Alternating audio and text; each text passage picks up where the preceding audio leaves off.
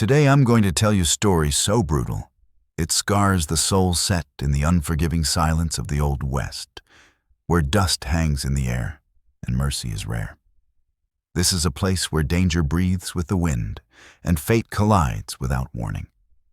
It all began with a single moment of defiance, small, quiet, but powerful enough to tear one life apart and reshape another forever. Before we kick off this adventure, don't forget to hit like on the video and let us know in the comments where you're watching from. She took the blow full across the face, hard enough to smear the world sideways. Heat bloomed along her cheek, iron flooded her mouth. She staggered, catching herself as the boards cried beneath her bare feet. She didn't scream, not anymore. There was nothing left to scream for. Rourke Slade watched with a crooked, pleased grin, standing easy, belly warm, with whiskey eyes bright with the fever of possession. "You'll learn," he breathed. One way or another. Lena Whitlow was 22, too young to carry fear this deep in her bones, too old to wait on rescue. She pinched the ripped hem of her cotton dress. Her shoulder pulsed where he'd driven her into the wall. Color was already blooming there. It matched the shadows on her thighs, her ribs, her spirit. They called it marriage. There had been no vows, no ring, only a bargain inked with liquor and lies. He'd paid for her with money and menace. And in this forgotten corner of Arizona, nobody asked questions. The room reeked of sweat and authority of a man drunk on control. Lena didn't move. One hand shook at her side, the other clenched until her nails bit skin. She met his stare, and something flashed behind her swollen eye, not surrender. Calculation. She swallowed and stepped closer. He narrowed his gaze. "Changed your mind, have you?" he muttered. Lena nodded. Then she said it barely louder than breath. "Right here, right now." The words fell soft, but they struck like thunder. Rourke laughed, big, victorious. He poured another drink and dropped into the chair like a king on a throne, taking a long pull with his back turned. Lena's fingers grazed the oil lamp on the shelf. Her pulse roared in her ears louder than his boots had ever been. He wouldn't hear her go. He wouldn't notice the empty space until morning. Rourke lifted his glass. "You chose right, girl," he slurred. Lena smiled, the first he'd seen. He didn't know it would be the last. She turned, went for the door.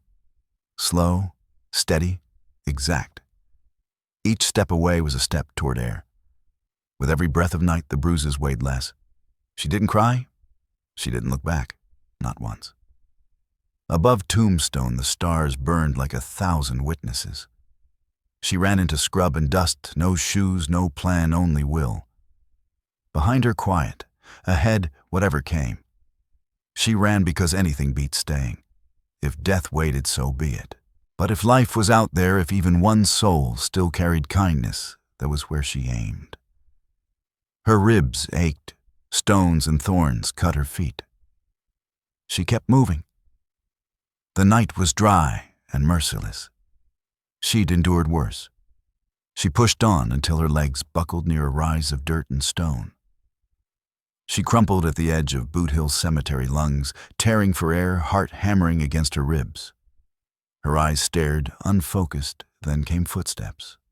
Unhurried, solid, measured.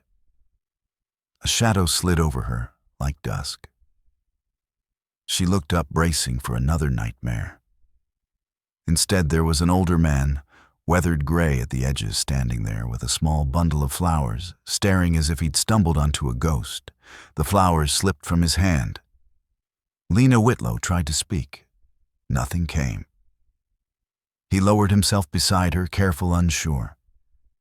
His voice wavered like wind over dry ground. "You all right, darling?" She didn't answer. She didn't have to. Everything was etched into her skin, in the bruises, in the stillness, in the silence. He reached toward her hands, unsteady. And that was how Cal Mercer found her. Not as a hero, but as a man who hadn't yet given up on mercy. Morning crept over Tombstone, pale and gold, as if the light itself was afraid to touch her. Lena woke with grit on her tongue and a weight pressing down that wasn't only pain, it was memory. She blinked and saw boots near her face, scuffed and cracked from years of use. Then a voice low, slow, rough as gravel. "You still with me, darlin'?" She tried to answer. Her throat burned. Only a nod made it through. Cal Mercer pulled off his hat and rubbed the back of his neck. He hadn't crossed paths with a soul out here in days than this. A young woman stretched beside a grave, like she'd dropped straight out of heaven into hell. His eyes drifted to the headstone nearby. Edith Mercer. For a breath, he wondered if grief had finally unseated his mind. "Easy now," he murmured. "I've got you." He lifted her carefully. She weighed almost nothing too little. Fever warmed her skin. Her hair carried the scent of smoke and fear. He carried her across the dry ground toward his horse shoulder, protesting with every step, but he didn't slow. Not once. At his small ranch tucked into the valley west of Tombstone, he laid her on the old bed near the window. The place sat low and quiet, where the wind always carried dust and old memories. The same house his wife had died in. He tipped a little water to her lips. She flinched, then swallowed. For the first time in days, the world stopped chasing her. Hours slid by. Outside, the fence sang softly as the wind passed through. Cal sat near the window hat in his hands, watching her breathe. When her eyes opened again, they were cautious, searching. "Where am I?" she whispered. "Safe," he said gently. "Not much of a place, but it'll do." Something inside her cracked. Not pain this time. Relief. He tried to smile. "You got family? Someone gonna come looking?" She shook her head. Her eyes shone, but the tears stayed put. Not anymore. Cal nodded. He didn't press, didn't ask for a story. He'd seen too many broken things to pry them open. Instead, he said quietly, "Get some rest. Tomorrow we'll figure what comes next." She let her eyes drift shut, yet her hand reached for his on its own. Her fingers shook. "Thank you," she breathed. Cal Mercer studied her for a long moment without speaking. Somewhere deep inside, something he'd buried and sworn gone for good began to move again. A quiet stirring, something close to hope. He turned toward the window as the sky bled red with sunset. Far beyond the hills, a plume of dust lifted into the air. Riders moving hard. They came just before nightfall. Dust rolled behind them like smoke from a fire that never died. Cal spotted it first. He stepped onto the porch, one hand settling near the old Colt hanging by the door, the same gun he'd promised himself he'd never lift again. Inside, Lena Whitlow pushed herself upright, her face drained of color, eyes wide. She knew that dust. She'd seen it before. "It's him," she whispered, her voice barely there. Cal didn't ask who. He didn't need to. The truth was written across her face. He gave a single nod. "Stay inside. Lock the door." Lena started to speak, but the look in his eyes stopped her. It wasn't anger. It was resolve, the kind carved into men who'd already buried too much. He stepped into the yard, boots crunching on dry earth. The riders slowed. Two men. The one leading was big, thick through the shoulders, wearing a grin that cooled the air around him. "You got something that's mine," the man called. Cal didn't move. "Don't reckon so. Only thing here is a worn-out horse and a woman who belongs to no one." The grin slipped. The man's hand drifted toward his gun. Cal watched him closely. Calm was just a man counting heartbeats before the storm. Inside, Lena stood at the window, peering through a narrow gap in the curtain. Her hands trembled not with fear this time, but with the awful thought that someone might die because of her. The sun sank behind the ridge. Light turned the dirt red like blood, waiting to spill. Then it broke. A shout, a flash. 2 gunshots cracked through the valley. Lena screamed his name, but the wind swallowed it. When she ran outside, the air stung with dust and burnt powder. Cal was down on one knee, clutching his shoulder. One man lay motionless. The other rider was already tearing toward the hills. Cal looked up at her pain, etched in his face, but his voice steady. "It's over," he said. "Go inside before more trouble comes." She dropped beside him, tears cutting clean lines through the dirt on her cheeks. "You shouldn't have done this for me." He managed a weak smile. "Maybe not, but I figured I owed the world one decent thing before I meet my maker." Lena pressed a cloth to his wound. "Then you'd better not meet him just yet." Cal let out a soft chuckle. "I'll do my best, darling." Night settled heavy and slow. Far off, coyotes cried into the dark, like voices singing for the dead. Inside the small house, 2 wounded souls shared the same breath. For a brief stretch of time, the world loosened its grip and felt almost still. Morning arrived quietly, yet the land carried a different weight. Even the wind held back as if waiting. Cal Mercer woke before dawn. He stood outside the cabin, watching the horizon fade from deep blue to gold. He'd seen mornings like this before, too many of them, under different names, with the same kind of trouble trailing close behind. Lena Whitlow stepped out beside him, her hair unbound, her hands still dark with his blood from the night before. "You think they'll come back?" she asked. Cal nodded once. "They always do." By noon, the heat pressed down hard. Flies droned along the fence line. The silence gnawed at the nerves. Then the dust rose. 3 riders appeared, their shadows stretched thin the trail behind them, curling like ghosts in pursuit. Cal watched from the barn. He'd moved the horses, laid ropes across the approach, counted the last of his bullets. His body ached, but his thoughts stayed sharp. The first rider charged in blind, never spotting the loose plank Cal had set. The horse stumbled. The man flew, struck the ground hard, and didn't rise. The second reined up, shouting a warning. Inside the cabin, Lena gripped the window frame, breath quick and shallow.